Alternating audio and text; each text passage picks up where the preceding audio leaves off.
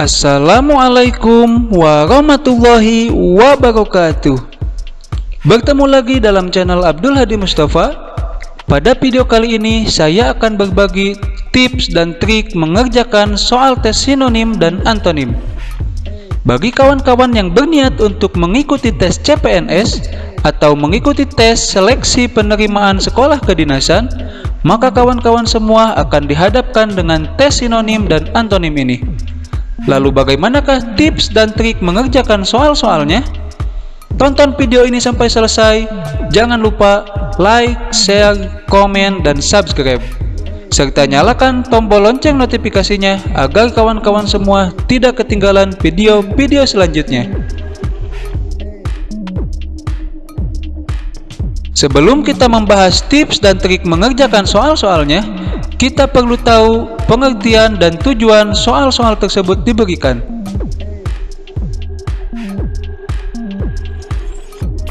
Menurut Kamus Besar Bahasa Indonesia, sinonim merupakan bentuk bahasa yang maknanya mirip atau sama dengan bentuk bahasa lain. Sedangkan antonim merupakan kata yang berlawanan makna dengan kata lain.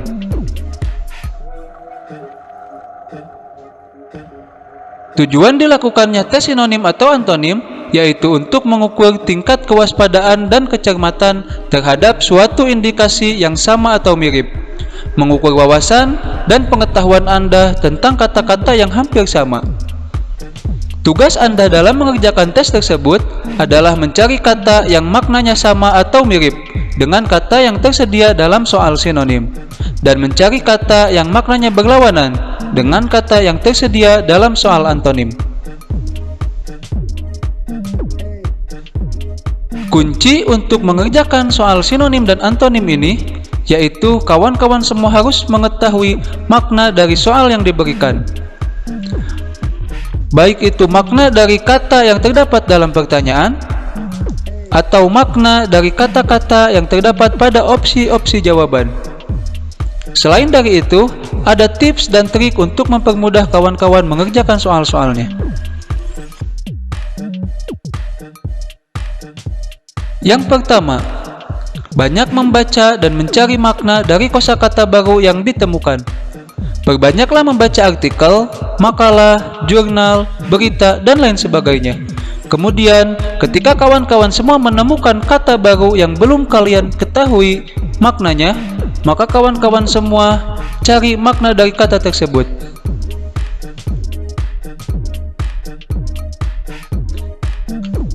Yang kedua adalah, dalam soal sinonim, jangan memilih kata yang memiliki kemiripan bunyi. Contohnya yaitu kata eksternal dan internal. Dua kata tersebut memiliki kemiripan bunyi. Kata-kata yang memiliki kemiripan bunyi cenderung memiliki hubungan antonim. Sehingga dalam soal sinonim hindari kata-kata tersebut. Berbeda dengan soal sinonim, dalam soal antonim justru kita harus cenderung memilih kata-kata yang memiliki kemiripan bunyi.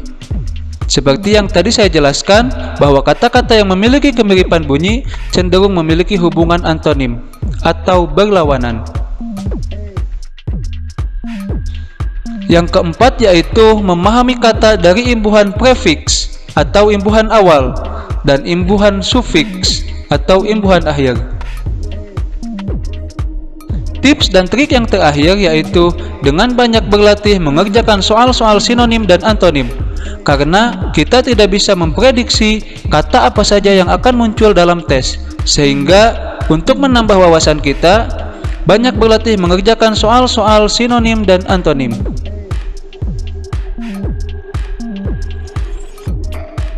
Sebelum saya tutup, kawan-kawan semua pasti penasaran atau ingin tahu tentang prefiks dan sufiks yang tadi saya bahas.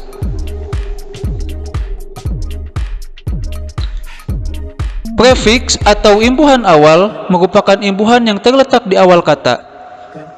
Awalan dalam bahasa Indonesia dibagi menjadi dua macam, yaitu imbuhan asli dan imbuhan serapan, baik dari bahasa daerah maupun bahasa asing. Contohnya, imbuhan anti yang memiliki arti melawan atau bertentangan dengan. Dalam kalimat, kawan-kawan dapat menemukannya dengan contoh antiklimaks, yang artinya berlawanan dengan kemajuan, atau kata tersebut sama maknanya dengan kemunduran. Contoh kedua yaitu hiper, memiliki arti lebih atau sangat.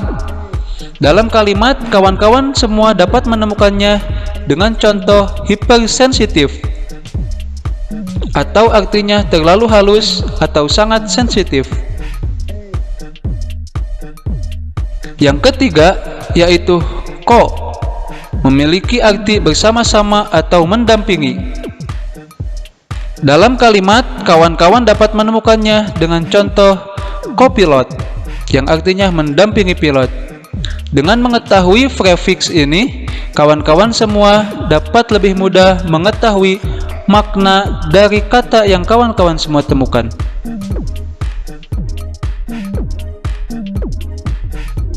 Yang kedua yaitu sufiks atau imbuhan akhir. Sufiks merupakan imbuhan yang terletak di akhir kata. Dalam proses pembentukan kata ini tidak pernah mengalami perubahan bentuk.